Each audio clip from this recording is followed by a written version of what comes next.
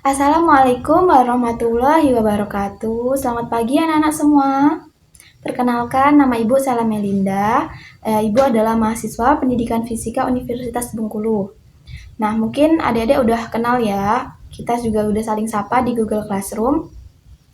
Nah, selama hampir 6 bulan ke depan, Ibu akan membantu mengajar fisika di sekolah tercinta kita, SMA Negeri 3 Seluma. Baik, hari ini anak-anakku kelas 11 MIPA. Hari ini kita akan memulai pelajaran fisika dengan bab pertama pada semester ini, yaitu berjudul dinamika rotasi dan kesetimbangan benda tegar. Namun pada kesempatan kali ini kita akan membahas tentang dinamika rotasi.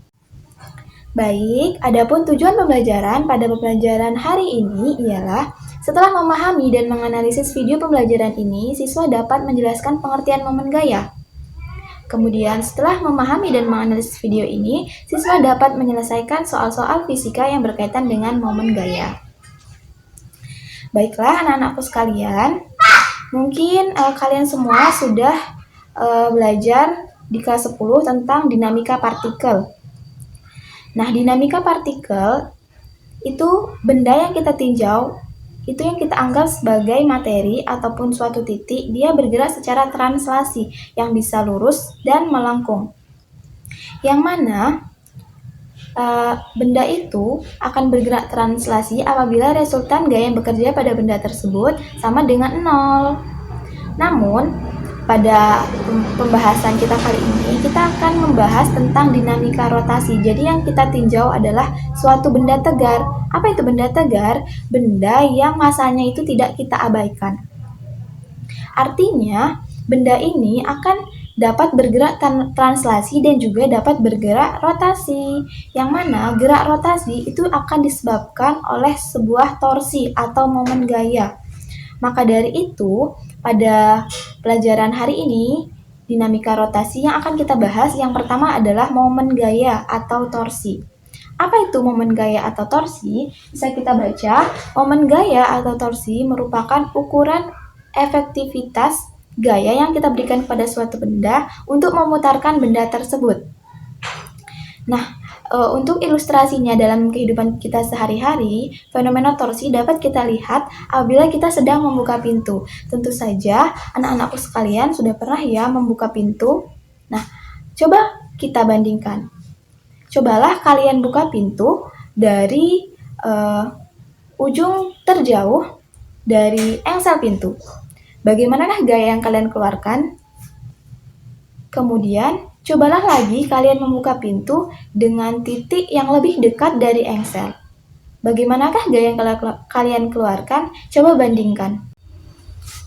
Tentu saja akan lebih mudah kita membuka pintu dari ujung terjauh dari engsel. Kenapa demikian? Karena torsinya semakin besar.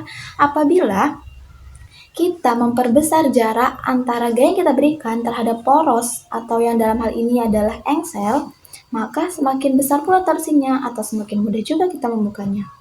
Kemudian, apabila nanti kita perbesar gayanya, maka torsinya juga akan semakin besar atau semakin mudah juga kita membuka pintunya. Jadi anak-anak, torsi itu atau momen gaya itu juga dapat didefinisikan sebagai hasil kali antara gaya dan juga jarak antara gaya tersebut terhadap porosnya. Oleh karena itu, lengan gaya dapat dirumuskan sebagai berikut. Lengan gaya atau tau lambangnya seperti ini, itu adalah perkalian F dikali dengan R, yang mana tau atau torsi atau momen gaya itu satuannya adalah Newton meter. Kemudian F adalah gaya, satuannya Newton, dan juga R adalah lengan gaya yang satuannya adalah meter. Kemudian untuk bagaimana perumusan ini, kita bisa lihat. Untuk ini ilustrasinya, kita bisa ilustrasikan pada saat kita itu membuka baut, nah dengan menggunakan obeng. Ini juga merupakan fenomena torsi. Nah, di sini apabila kita berikan gaya sebesar F, yang mana arahnya ini membentuk sudut theta terhadap garis mendatar, maka perlu kita proyeksikan kepada ada sumbu X dan juga pada sumbu Y. Nah, ketika kita proyeksikan kepada sumbu X, maka akan menjadi F cos theta. Kemudian apabila kita proyeksikan kepada sumbu Y, yaitu akan menjadi F sin theta. Nah, kita ketahui bahwasanya torsi tadi kan perkalian antara gaya dan juga jarak yang tegak lurus terhadap poros. Berarti perkalian antara gaya yang tegak lurus berarti F sin dikalikan dengan R. R merupakan jarak antara poros terhadap gaya yang menyebabkannya itu. Jadi itu adalah perkalian antara gaya F dikali dengan R sin theta. Bu, kenapa yang atas tidak ada sinnya, yang bawah ada sinnya? Jadi untuk kasus yang ini itu terjadi jika tetanya sama dengan 90 derajat atau si F ini tegak lurus dengan R. Kalau misalnya si F ini tegak lurus dengan R, maka sinnya 90, sin 91 kan, 1 tidak akan mempengaruhi, maka tetap dia nanti F dikali R. Terus kapan Bu kita menggunakan yang ada sinnya? Nah, itu kita gunakan kalau misalnya dia membentuk sudut dan sudutnya itu tidak 90, misalnya 30, 60, dan yang lainnya seperti itu. Jadi ingat, kita bisa langsung pakai persamaan F dikali R kalau dia sudutnya 90 derajat atau dia tegak lurus tuh. Nah, tegak lurus terhadap garis mendatar. Terus kita pakai F dikali R sin theta kalau dia membentuk sudut dan dia tidak tegak lurus. Anak-anakku sekalian, apabila kita meninjau suatu benda yang berputar, maka terkadang yang menyebabkan benda itu berputar tidak hanya satu gaya, tapi beberapa gaya. Oleh karena itu, gimana torsinya? Jadi nanti torsinya tinggal kita jumlahkan saja.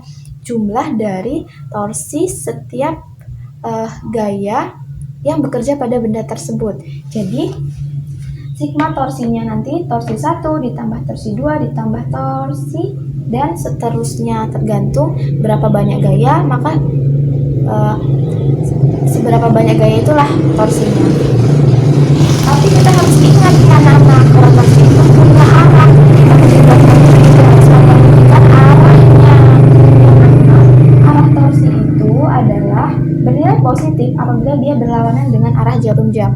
Pasti anak-anak tahu ya bagaimana sih arah jarum jam itu. Dan torsi akan bernilai negatif jika dia searah dengan arah jarum jam. Oh iya, tadi belum Ibu jelasin. Torsi itu mempunyai arah karena dia merupakan besaran vektor, besaran yang memiliki besar dan juga memiliki arah. Jadi kita tidak boleh mengabaikan arahnya ya. Baik, sekarang kita bahas contoh soal. Baik, untuk contoh soal kita bahas. Soalnya adalah sebuah batang yang bermassa 5 kg, panjangnya 100 cm, pada batang bekerja 3 gaya, masing-masing F1 20 Newton, F2-nya 10 Newton, dan F3-nya 40 Newton dengan arah posisi seperti pada gambar. Nih, seperti ini gambarnya nih. F1-nya ke atas, F2-nya ke bawah, F3-nya membentuk sudut. Nah, tadi katanya jarak antara A dan B itu 100 cm, dan jarak antara F2 dan F3 itu 80 cm. Maka hitunglah besar momen gaya jika batang diputar di titik A. Jadi putarannya di sini, Nak. Di sini tuh porosnya. Ibarat penjelasan Ibu tadi itu tuh engselnya. Nah, sekarang kita buat dulu apa yang diketahuinya. Diketahui F1 tadi udah ada di soal ya, 20 Newton, F2-nya 10 Newton, F3-nya 40 Newton. Kemudian di sini itu ada variabel lagi yang mempengaruhi, namanya itu massa batang. Karena batang ini memiliki massa, pasti nanti dia punya gaya berat kan? Nah iya, dia punya gaya berat. Jadi dia juga mempengaruhi torsinya nanti. Jadi tadi massanya 5 kilo. Sekarang kita bikin R-nya atau jaraknya dari poros. Kita ingat porosnya itu yang A ya. Porosnya itu F1. Berarti berapakah jarak F1 terhadap poros? Jaraknya 0 karena dia berimpit kan. Nah, di sini diputar, di sini juga besar di sini juga F1-nya, maka R1-nya 0. Kemudian R2 berarti jarak antara F2 ke pusat putarannya. Berapa nih? Kalau dari A ke B tadi 100 cm, maka ini berapa? Berarti 100 dikurang 80. Berarti berapa tuh? 20 cm, atau kalau kita ubah ke meter jadi 0,2 meter. Sekarang yang R3. R3 berarti jarak antara gaya 3 terhadap poros putar. Ini sama kayak panjang batang ya. Panjang batang tadi 100 cm. Berarti kalau dijadikan meter berarti 1 meter. Sekarang karena batangnya itu tadi memiliki massa, berarti kita juga harus tentuin berapa jarak antara pusat massa. Gaya berat itu kan pasti ada di tengah ya, di pusat massanya. Berarti berapa jarak pusat massa ini terhadap poros putar? Berarti pasti setengah dari total panjang batang kan. Panjang batangnya tadi 100, berarti kalau setengahnya 50 cm. Kalau kita ubah menjadi meter, maka menjadi 0,5. Oke, langsung kita jawab. Nah, di sini Ibu udah bikin bagaimana penggambaran gaya-gayanya. Di sini kita bikin poros putarnya tadi di titik A. Kemudian ini ada F2, terus tadi kata Ibu ada gaya berat di sini. Kita kasih tambang WB. Kemudian di sini ada F3, yang mana F3 tadi masih membentuk sudut, jadi harus kita proyeksikan pada sumbu X dan juga sumbu Y. Kalau dia membentuk sudut, maka kita harus proyeksikan pada sumbu X dan juga pada sumbu Y. Nanti yang kita pakai tentu yang pada sumbu Y, karena dia yang tegak lurus terhadap porosnya. Nih, jadi gaya tadi kan F3 tuh membentuk sudut 30 derajat terhadap garis mendatar. Berarti kalau kita proyeksikan kepada sumbu Y, maka menjadi F sin theta. Nah, F sin theta ini yang tegak lurus. Berarti langsung saja kita masukkan ke persamaannya. Berarti kan torsinya itu bakalan ada berapa nih? Ada 4 gaya yang berpengaruh, maka pasti nanti ada 4 kan torsinya.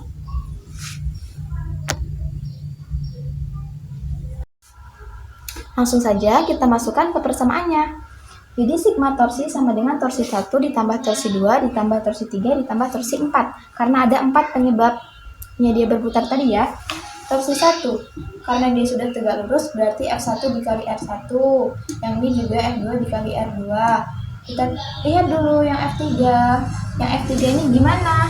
Yang F3 dia ada sudut, berarti F3 dikali R sin theta. F4-nya yang kita anggap, F4 itu yang W ini, WB ini, dia menimbulkan juga kan, berarti WB dikali dengan RB. Nah, di sini tadi kita belum perhatikan arahnya ya, sekarang kita perhatikan arahnya. F1 dikali R, oh ternyata F1 itu berimpit dengan poros, berarti bagaimana? Berarti R-nya tadi 0, kalau R-nya 0 berarti tidak ada kan ya, nah tidak ada, boleh kita abaikan. Berarti kalau dia berimpit terhadap poros, berarti torsinya tidak ada. Sekarang yang F2 dikali R2. F2, ini F2. Bagaimana kan putaran F2? Gini putarannya. Ini searah atau berlawanan arah dengan arah jarum jam? Nah, ini searah, berarti dia bernilai negatif. F2 berapa besarnya? 10. R2 besarnya 0,2. Kemudian F3 arahnya begini nih. Maka dia berlawanan dengan arah jarum jam, berarti dia bernilai positif. F3 besarnya 40 dikali R-nya besarnya 1 sin 30, karena tadi tetanya kan 30 tuh, berarti 30. Sin 30 berapa? Ya 0,5 atau setengah. Sekarang yang W ini gini putarannya. Nah, karena dia kan diputar di sini. Berarti dia putarannya gini, searah kan? Kalau searah berarti dia negatif lagi. Berapa WB tadi? Ingat WB. W itu adalah gaya berat. Berarti perkalian antara si massa dengan percepatan gravitasi. Berapa percepatan gravitasi? Ya, 10 meter per sekon kuadrat. Tadi masanya kan 5 kilo dikali dengan 10. RW 0,5.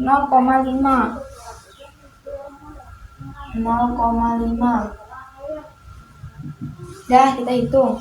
Ini menjadi minus 2, ini menjadi plus 20, dikurang dengan 5 dikali 10, 50 dikali 0,5 berarti 5 berapa? Berarti jawabannya minus 7 Newton meter. Bu, kenapa taunya minus? Nah, tau ini menunjukkan arah. Kan tadi torus itu besar vektor. Besaran yang mempunyai besar dan juga punya arah. Jadi, batang ini nanti dia akan berputar searah dengan arah jarum jam, yang mana besar torus ini adalah 7 Newton meter. Bagaimana anak-anak sekalian? Ibu harap kalian paham dengan pelajaran tentang torsi pada hari ini. Nah, untuk tugas kalian, Ibu ingin kalian menghitung kembali torsinya, namun apabila dia diputar pada sumbu B. Diputar di sini. Pasti torsinya akan beda, karena R-nya pasti akan berbeda kan? Nah, apakah F3 nanti bakalan ada torsinya? Nah, silakan analisis. Bagaimanakah jadinya jaraknya, jarak R2-nya, bagaimanakah jarak F1-nya? Pokoknya, kalau dia diputar di sumbu B, maka yang menjadi porosnya ini, maka R itu misalnya ya, R1, maka dia akan menjadi jarak F1 terhadap sumbu B ini. Terus R2 nanti bakalan menjadi jarak F2 ke sumbu B. Nah, gampang, tinggal dihitung. Nanti kumpul di classroom ya. Oke, demikianlah yang dapat Ibu sampaikan pada video kali ini.